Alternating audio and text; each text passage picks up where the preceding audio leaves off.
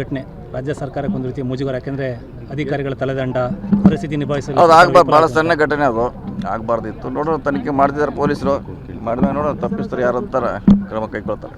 ಅಲ್ಲ, ಆದರೂ ಕೂಡ ಅಲ್ಲಿ ಮ್ಯಾನೇಜ್ ಮಾಡ್ಬೋದಾಗಿತ್ತು ಅಂತ ಹೇಳ್ಬಿಟ್ಟು ಅಂತ ಮತ್ತೆ ಅದಕ್ಕೆ ಮತ್ತೆ ಸಸ್ಪೆಂಡ್ ಮಾಡಿದ್ರು. ಅಧಿಕಾರಿಗಳನ್ನ ಸಸ್ಪೆಂಡ್ ಮಾಡಲಿಕ್ಕೆ ಅದೇ ಕಾರಣ.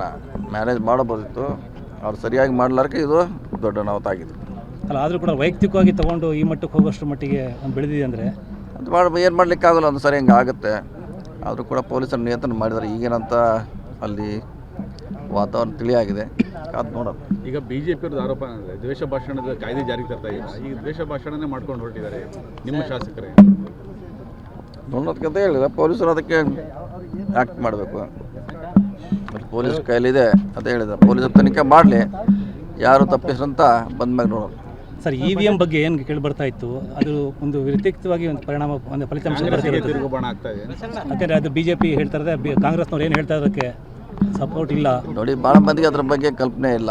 ಕಾಂಗ್ರೆಸ್ ಮಾಡುವಂಥ ಏನು ಆರೋಪ ಇದೆ ಇದು ಎಲ್ಲರಿಗೂ ಗೊತ್ತಿಲ್ಲ.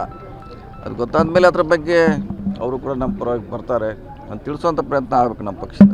ಅಲ್ಲ, ಆದರೂ ಕೂಡ EVM ಬಗ್ಗೆ ವಿಶ್ವಾಸಾರ್ಹತೆ ಏನು ಪ್ರಶ್ನೆ ಮಾಡಿದ್ದಲ್ಲ, ಬಹುತೇಕ ಜನ ಅದ್ರ ಬಗ್ಗೆ ಒಲವು ವ್ಯಕ್ತಪಡಿಸಿ. ಅದನ್ನೇ ಹೇಳಿದಿಲ್ಲ, ಅವ್ರಿಗೆ ಗೊತ್ತಿಲ್ಲ. ಅದು ಅವ್ರಿಗೆ ತಿಳುವಳಿಕೆ ಕೇಳುವಂಥ, ಅವ್ರಿಗೆ ಅದ್ರ ಬಗ್ಗೆ ಜಾಗೃತಿ ಮೂಡಿಸುವಂಥ ಪ್ರಯತ್ನ ಆದಾಗ ನಮ್ಮ ಪರವಾಗಿ ಬರ್ತಾರೆ. ಈಗ ಹಲವಾರು ಮುಖಂಡರುಗಳು, ನಾಯಕರುಗಳು CBI ತನಿಖೆ ಆಗಬೇಕು ಬಳ್ಳಾರಿದು ಅಂತ ಹೇಳಿ ಅಂಥದ್ದೇನು ಬಳ್ಳಾರಿ ಆಗುವಂಥ ಇನ್ನೂ ತನಿಖೆ ನಡೆದಿದೆ. ನೋಡೋಣ, ಇನ್ನೂ ಸ್ವಲ್ಪ ದಿವಸ ಹೋಗಲಿ.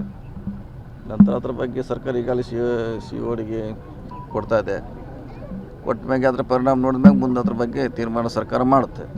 ಸರ್, ಈಗ ನರೇಗಾಗೆ ಪ್ರತ್ಯೇಕವಾಗಿ ಸರ್ಕಾರ, ಅದು ರಾಜ್ಯ ಸರ್ಕಾರ ಒಪ್ತಾ ಇಲ್ಲ, ಅದರ ಅಂಶಗಳನ್ನು ಕೈ ಬಿಟ್ಟಿದೆ ಅಂತ. ಹೌದೌದು, ಅದು ಬಡವರ ವಿರೋಧವಾಗಿರುವಂಥ ಕಾನೂನು. ಸೊ ಮುಂಚೆ ಕೇಂದ್ರ ಸರ್ಕಾರ 100ಕ್ಕೆ 100% ಹಣ ಕೊಡ್ತಾಯಿತ್ತು. ಇದು 60-40 ಮಾಡಿದೆ. ಮತ್ತು ಅದರ ಆಯ್ಕೆಯನ್ನು ಅವ್ರ ಕೈಲಿ ಇಟ್ಕೊಂಡಿದೆ. ಯಾವ ಪಂಚಾಯತಿಗೆ ದುಡ್ಡು ಕೊಡಬೇಕು ಅನ್ನೋದು ಅವರಲ್ಲಿದೆ, ನಮ್ಮಲ್ಲಿಲ್ಲ. ಸೊ ಹೀಗಾಗಿ ನಾವು ವಿರೋಧ ಮಾಡ್ತಾಯಿದ್ದೀವಿ. ಅಲ್ಲ, ಕಾಯ್ದೆಯಲ್ಲಿ ಇನ್ನೊಂದಷ್ಟು ಬಲಗೊಳಿಸೋ ನಿಟ್ಟಿನಲ್ಲಿ ಪ್ರಯತ್ನ ಆಗಿದೆ ಅಂತ BJP ಹೇಳ್ತಾರೆ. ಈಗ ಬಲ ಏನಿಲ್ಲ, ಬಲ ಇಲ್ಲ. ಡೆಲ್ಲಿಯಲ್ಲಿ ಕೂತು ನೀವು ಶಿವಮೊಗ್ಗ ಯಾವುದೋ ಪಂಚಾಯತ್ ಕೊಟ್ಟರೆ ಹೆಂಗೆ ಬಲ ಮಾಡ್ತಾರೆ? ಅದು ಮುಂಚೆ ತಾಲೂಕು ಪಂಚಾಯತಿಗೆ ಅಧಿಕಾರ ಇತ್ತು. ಈಗ ಡೆಲ್ಲಿಯಲ್ಲಿ ಅಧಿಕಾರ ಅಂದರೆ ಆ ಡೆಲ್ಲಿಯಲ್ಲಿ ಕೂತು ಹೆಂಗೆ ನೀವು ನಿರ್ಣಯ ಮಾಡೋರು? ಇದ್ರ ವಿರೋಧ ಮಾಡಲೇಬೇಕು, ಮಾಡ್ತಾಯಿದ್ದೀವಿ. ಇದೇ ಸಾಕಷ್ಟು ಇದೆ, ನೋಡೋಣ. ಇನ್ನೂ ನಮ್ಮ ಡಿಮಾಂಡ್ ಕೊಡ್ತೀವಿ ನಮ್ಮ ಬಜೆಟ್ ಸಭೆಯಲ್ಲಿ. ಶಿವಮೊಗ್ಗಕ್ಕೆ ಬ್ರಿಡ್ಜ್ ಒಂದು ಹೊಸದು ಬಗ್ಗೆ ಅದನ್ನು ನೋಡ್ಲಿಕ್ಕೆ ಹೋಗ್ತೀವಿ. ಘಟನೆ ರಾಜ್ಯ ಸರ್ಕಾರಕ್ಕೆ ಒಂದು ರೀತಿ ಮುಜುಗರ. ಯಾಕೆಂದರೆ ಅಧಿಕಾರಿಗಳ ತಲೆದಂಡ ಪರಿಸ್ಥಿತಿ ನಿಭಾಯಿಸಲು ಅದು ಆಗಬಾರ್ದು. ಭಾಳ ಸಣ್ಣ ಘಟನೆ ಅದು, ಆಗಬಾರ್ದಿತ್ತು. ನೋಡೋಣ, ತನಿಖೆ ಮಾಡ್ತಿದ್ದಾರೆ ಪೊಲೀಸರು.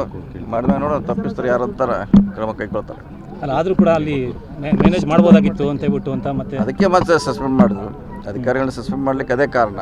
ಮ್ಯಾನೇಜ್ ಮಾಡಬೋದಿತ್ತು, ಅವ್ರು ಸರಿಯಾಗಿ ಮಾಡಲಾರ್ಕೆ ಇದು ದೊಡ್ಡ ಅನಾಹುತ.